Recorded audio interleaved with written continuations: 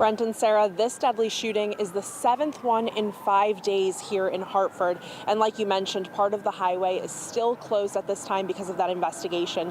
Tonight, police are still looking for one of the vehicles involved. Gunfire on the highway between two cars making their way up I-84 East in Hartford. Two parties were injured. One was fatally wounded and another was transported to an area hospital. The status or the extent of those injuries are unknown at this time. It happened around 2 o'clock in the afternoon on Friday. While other drivers were on the road, Connecticut State Police say at least one of the cars involved crashed during the shootout, and the two victims were found inside. In a situation that could have ended with many more people hurt, police say only one other person on the highway at the time was injured. At least one vehicle that was hit during this by one of the two vehicles involved. That operator had minor injuries. But the violence did not start there. Police say they first responded to a shooting on Newfield Avenue in Hartford just minutes before the crash. Officers were pretty close by, responded pretty quickly.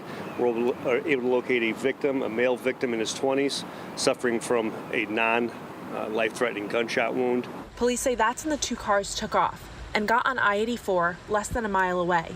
The investigation shutting down the highway for more than 6 hours, with traffic being rerouted around the closure and leading to heavy delays during rush hour. Our troopers and detectives are doing the best they can to process the scene as quickly as possible, but as you're aware, it's a very fluid investigation. The shooting comes during a very violent week in Hartford.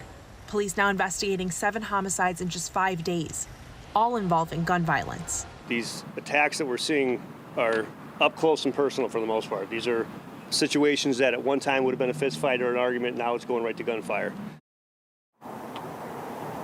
And police are asking anyone with information about this incident to come forward. They do have an anonymous tip line. Coming up at 11, I'll have more on how violence in the city compares to last year, this time this year. Live in Hartford, Gabby Molina, Fox 61, Connecticut's news station.